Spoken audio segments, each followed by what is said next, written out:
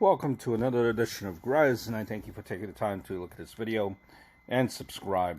We're going to be telling you, going to be in front of Sparks Steakhouse and explain the story that happened. But first, you need to know, this is Thomas Bellotti and Big Paul Castellano, first gentleman you've seen, were, part of the story, a big part of the story here. Right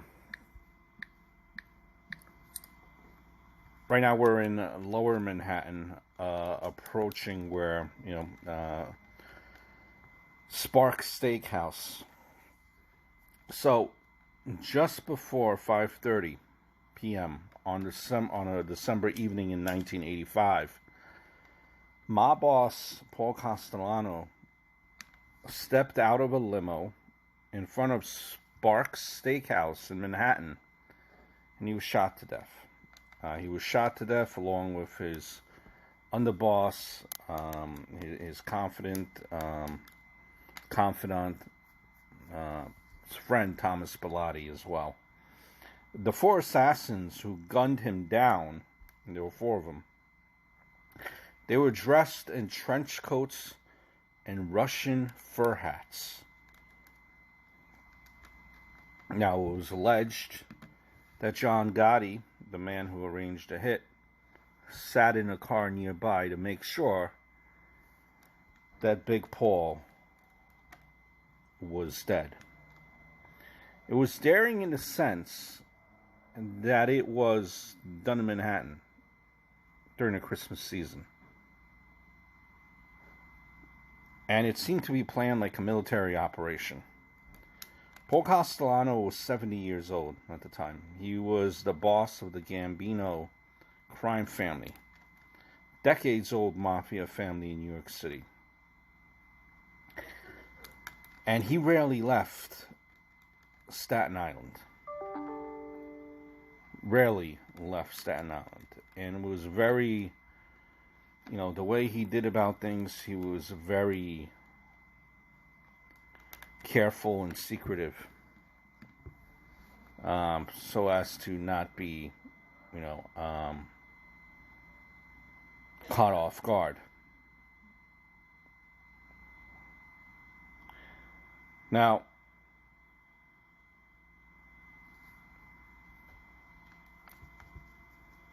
he had John Gotti during this time.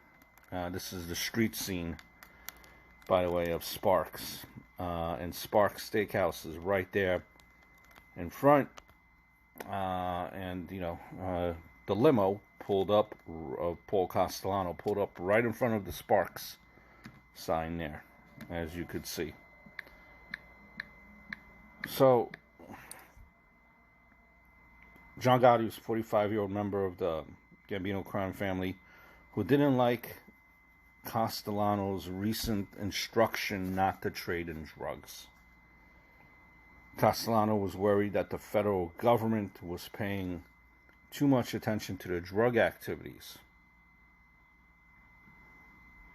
Gotti ignored Castellano's edict and continued to have his people trade heroin. But because the federal government was watching, news of wiretaps showing Gotti and his associates were still dealing drugs became public. They figured their days were numbered. So rather than wait around for Castellano to get to them, they planned a very daring hit on the mob boss. After killing Castellano, Gotti succeeded him as the leader of the Gambino family. Went on to become one of the notorious mob bosses in history. The federal government took Gotti to trial 3 times in the late 80s, failing each time to get a conviction, thus becoming the nickname Teflon Don.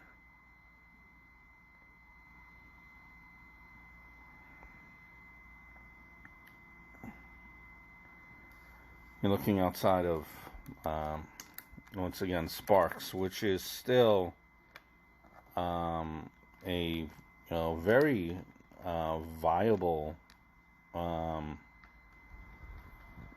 Steakhouse.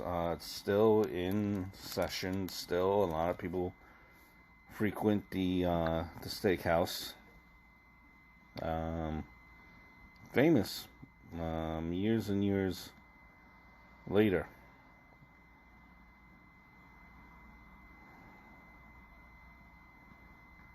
There you see some of the reviews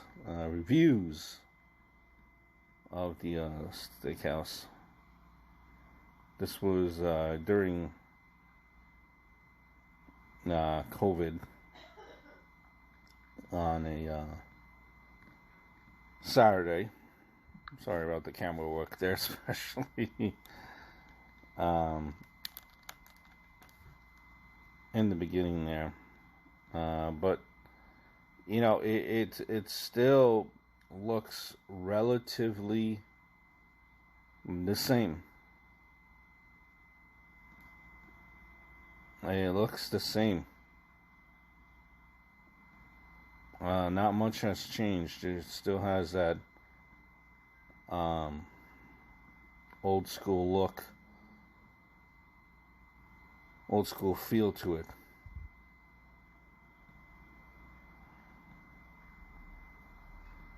This was a famous case, and Rudy Giuliani was famous in this whole situation here, who actually, as if you're familiar, went on to become New York City mayor.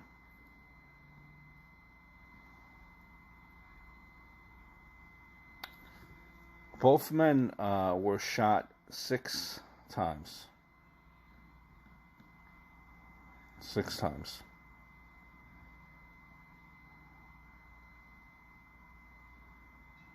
The 3 men, the shooters, allegedly fled on foot towards 2nd Avenue. One of the gunmen was speaking into a walkie-talkie as they ran. The trio jumped into a black rented Lincoln Town car with a New Jersey license plate and made their getaway.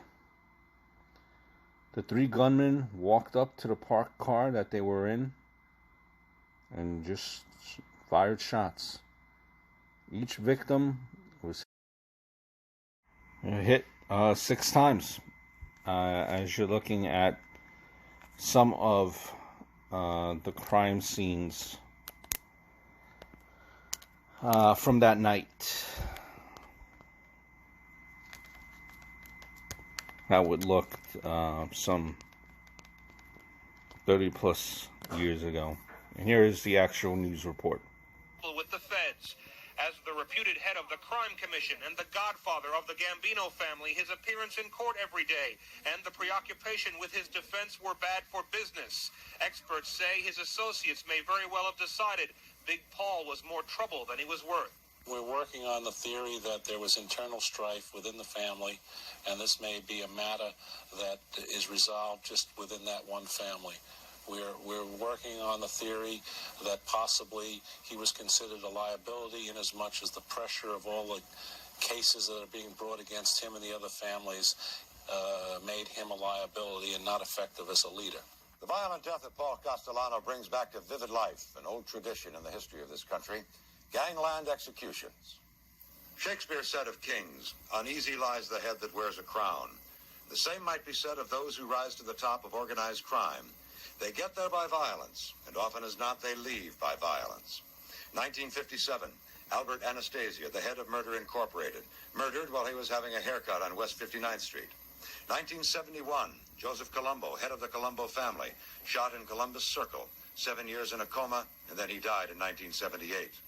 1972, Joey Gallo killed in Little Italy during dinner at Umberto's Clam House. 1979, Carmine Galante, boss of the Bonanno family, killed at a restaurant in Brooklyn. And yesterday, Paul Castellano, the head of the Gambino family, the largest of them all in this country, murdered outside a restaurant on East 46th Street. In the world of organized crime, the tradition is that murders do not go unavenged. Still, traditions have a way of changing, even in the Mafia. Recent indictments and prosecutions of the mob leaders is causing an upheaval in the underworld. Yet efforts by the prosecutors to put the crime kingpins in jail are still subject to organized crime's way of doing things, their own kind of law, public murder.